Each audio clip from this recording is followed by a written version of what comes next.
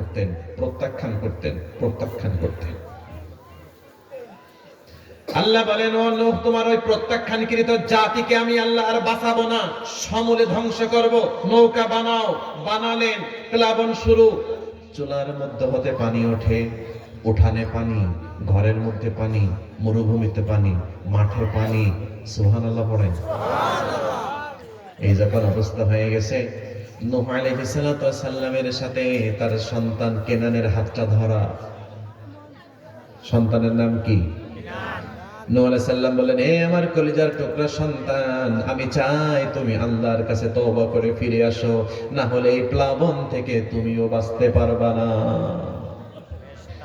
ও আমার সন্তান নূহ, ও আমার সন্তান কেনান, তুমি শোনো, তুমি যদি আল্লাহর দিকে ফিরে না আসো, এই জাতি অবাধ্যতা যারা করেছে তাদেরকে আল্লাহ ধ্বংস করবে, তোমাকেও কিন্তু প্লাবন দিয়ে ধ্বংস করবে। বন্যার পানিতে তুমি ধ্বংস হয়ে যাবা, তুমি কিন্তু আর বাঁচতে পারবা না। নূহ আলাইহিস সালামের সন্তান কেনান বলে, তুমি পাগল হইছো নাকি? আমি নৌকায় উঠবো না। নাউজুবিল্লাহ বলেন। আরে হাতটা কি? ধরে বলেন, হাত কি? ধরা আছে। বলতেছে, পানি বেশি আসে আসুক, আমি নৌকায় উঠবো না। তো কি করবা? ক্বালা সাআউই ইলা জাবালি ইয়াসিমুনি মিনাল মা। ওই যে পাহাড় দেখো, আমি ওই পাহাড়ের উপরে উঠবো, কিন্তু তোমার নৌকায় উঠবো না। শয়তানের একটা সীমা আছে, দেখছেন? বাপের নৌকায় উঠবে না, ও পাহাড়ে উঠবে। তার মানে ওর কপাল পুড়ছে নাকি পড়েনি? আর যদি বলেন পুড়ছে নাকি পড়েনি? হাতটা ধরা।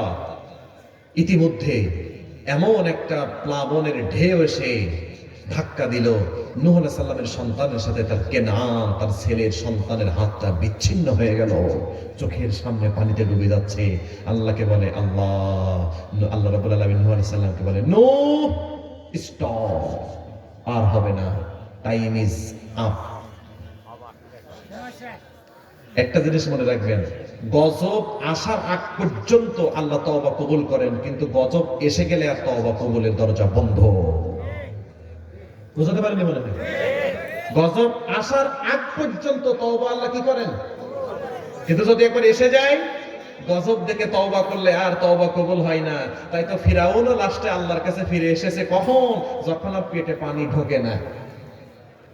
ঠিক কিনা? আল্লাহ তার নূহ আলাইহিস সালামকে বললেন, ও নূহ, ওটা তোমার সন্তান হতে পারে না।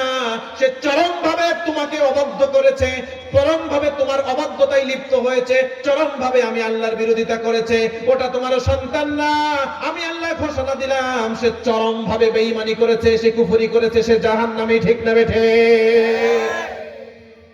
এবার বলেন তো প্রিয় ভাইয়েরা, বাবা হলেন নবী, ছেলে হলো কাফের, জান্নাত আছে? আমার কথা কি বোঝেন? জান্নাত আছে নাকি গেছে? এবার বলেন তো প্রিয় ভাইরা, স্বামী নবী, স্ত্রী বেঈমান, আছে না নেই? নাম কি? লূত আলাইহিস সালাম। আসিয়ার স্বামী কি নবী ছিল নাকি?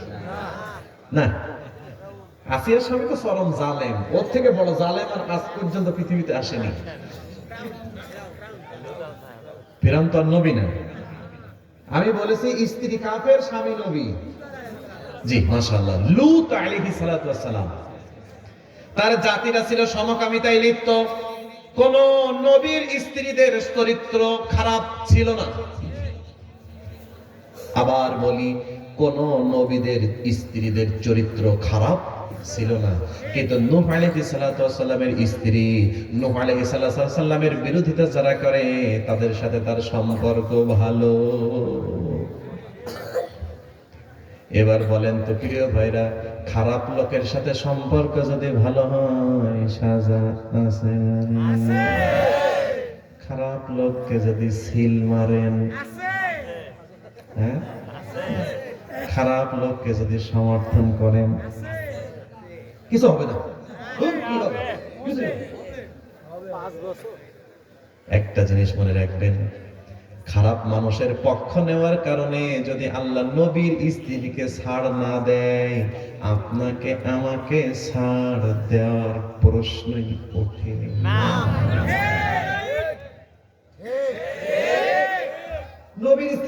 পাচ্ছে না। আর রায়হান কবির কি আমরা বোঝাতে পারিনি। সাবধান সাবধান, বাসায় বসে থাকবেন কিন্তু কোনো খারাপ ব্যক্তির সমর্থন করবেন না, তাহলে দুনিয়াও শেষ। আর জোরে বলেন, আল্লাহ দুইজন ফেরেশতা পাঠালেন, যাও আমার নবী লূতকে জানিয়ে দাও ওর জাতিকে আমি ধ্বংস করব, ইল্লাম রাআতাহু কানাত মিনাল গাবিরিন, সে যেন তার সাথে তার স্ত্রীকে না নিয়ে যায়। বোঝেন খেলাটা কি? আল্লাহ ডাইরেক্ট নাম ধরে বলে দিচ্ছেন, ইল্লাম রাআতাহু কানাত মিনাল গাবিরিন, আমার নবী লূতকে জানিয়ে দাও তার অনুসারীদের নিয়ে সে যেন একটা নির্দিষ্ট দূরত্বে চলে যায়, আমি আল্লাহ তার জাতিকে ধ্বংস করব, তার বউকেও ধ্বংস করব, তার বউকে যেন সাথে না নিয়ে যায়। রব্বুল আলামিন লূত আলাইহিস সালামের জাতিকে ধ্বংস করেছেন। লূত আলাইহিস সালাম এসে ধ্বংসপ্রাপ্ত এলাকা দেখতেছেন সবগুলো ধ্বংস হয়ে গেছে। যাদেরকে আল্লাহ ধ্বংস করেছেন তার মধ্যেও তার স্ত্রী আছে না নাই? তার মানে বোঝা গেল আল্লাহর বিরোধিতা করলে স্বামী নবী হলেও স্ত্রীর কপালে জান্নাত জোটে না। এবার বলেন তো প্রিয় ভাইরা, আপনি যদি কোনো একজন রাজনৈতিক দলের কর্মী হন আর নেতা হন, আর যদি বলেন আমি তো অমুক রাজনৈতিক দলের নেতা, আমি কোরআন হাদিস সব মানি না, এইটা মানা যায় না, এইটা করা যায় না, এইটা দেশের জন্য ভালো না, এইটা সমাজের জন্য ভালো না, যদি কোনো ব্যক্তি আল্লাহর বিরুদ্ধে চলে যায়, ইসলামের বিরুদ্ধে চলে যায়, আল্লাহর আদর্শের বিরুদ্ধে চলে যায়, রাসূলের আদর্শের বিরুদ্ধে চলে যায়, কুফরি করার কারণে কোন দাড়িওয়ালা টুপিওয়ালাকেও আল্লাহ ছাড় দেয় না, ঠিক না বেঠে? আল্লাহ অবশ্যই অবশ্যই তাকে লানতের আওতায় নিয়ে আসবেন। এবার বলেন তো, আর একজন ব্যক্তি আছেন ভাতিজা নবী, চাচা মুশরিক, মুহাম্মদুর রাসূলুল্লাহ সাল্লাল্লাহু, নাম কি? আবু জাহেল না, আবু তালিব। আল্লাহর হাবিবের 50 বছরের উপরে মাথার উপরে ছাতার মতো ছায়া দিয়েছেন। কয় বছর? জোরে বলেন। 50 বছরের উপরে।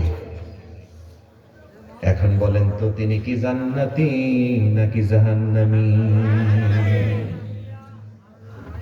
তার মানে বোঝা গেল 50 বছর একজন নবীর খেদমত করেও যদি আল্লাহর সাথে বেঈমানি করে তার নসিবে জান্নাত থাকে না।